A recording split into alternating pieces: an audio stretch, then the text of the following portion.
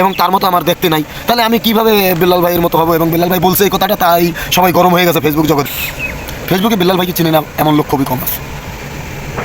বিল্লাল ভাই ফেসবুকে এসে তার আর্নিংটা বলার পরে, যে লাস্ট যে 3 মাসের যে আর্নিংটা হয়েছিল তার 45 লক্ষ টাকা, সেই আর্নিংটা যখনই সে ফেসবুকে সবার সাথে শেয়ার করলো, সাথে সাথে তার সমালোচনা, তাকে কেউ জুতা দেখায়, কেউ অসম্মান করে।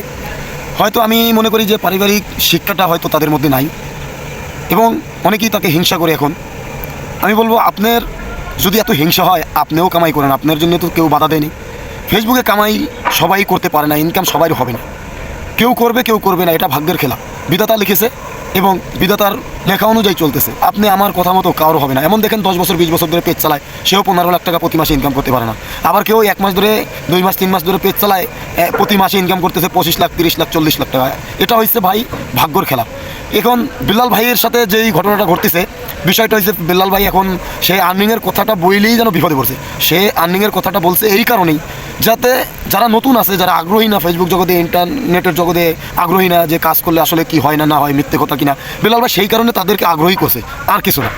এখন বিল্লাল ভাইকে নিয়ে সমালোচনা, আলোচনা, বিভিন্ন রকম কথাবার্তা হইতেছে। বিল্লাল ভাই এখন বিপদে পড়ে গেছে তার আর্নিংটা বলে ফেসবুক জগতে। আসলে ফেসবুকে আর্নিং করা যায় যদি তার কপাল ভালো থাকে এবং উপরওয়ালা যদি তার উপরে সহায়তা হয়, তবেই দেখবেন তার কপাল খুলে যাবে।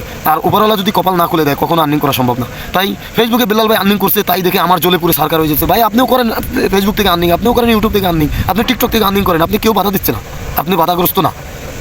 এটা স্বাধীন বাংলাদেশ, আপনি স্বাধীনভাবে ইনকাম করেন, আপনি কেউ ধরে পাচ্ছেন না। তো আপনি এখন বিল্লাল ভাই দেখছেন, বিল্লাল ভাইয়ের অবস্থা খুব ভালো। এখন বিল্লাল ভাই জনপ্রিয় হয়ে গেছে, এখন বিল্লাল ভাই সমালোচনা শুরু হয়ে গেছে। চারিদিকে বিল্লাল ভাইকে কেউ জুতা দেখায় অথবা কেউ অপমানিত করে। বিল্লাল ভাই কী করেছে? বিল্লাল ভাই করেছে এতটুকু।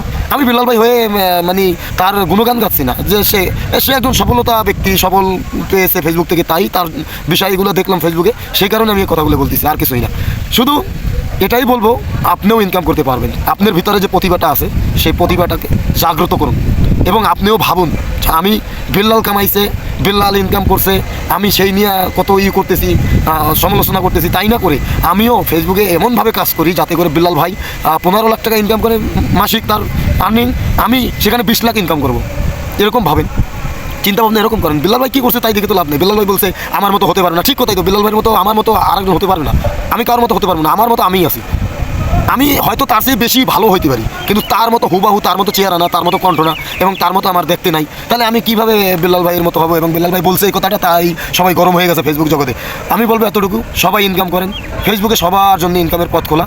তাই বিল্লাল ভাইকে নিয়ে যারাই সমালোচনা করে, আলোচনা করে, সবাইকে বলবো আপনারাও ইনকাম করতে শিখুন এবং নিজের ভিতরে আগ্রহী বাড়ান, যে আপনিও ফেসবুক থেকে ইনকাম করতে পারবেন। যদি আমার কথায় কারো খারাপ লেগে থাকে, আই এম রিয়েলি সরি। এবং সবাই এটা মানবতার দিকে তাকিয়ে দেখবেন যে কথাগুলো বাস্তব কিনা। আসসালামু আলাইকুম, সবাই ভালো থাকবেন এবং সবাই চেষ্টা করবো আমরা বিল্লাল ভাইয়ের চাইতেও ভালো কিছু ইনকাম করার জন্য ফেসবুক থেকে, ইনশাআল্লাহ।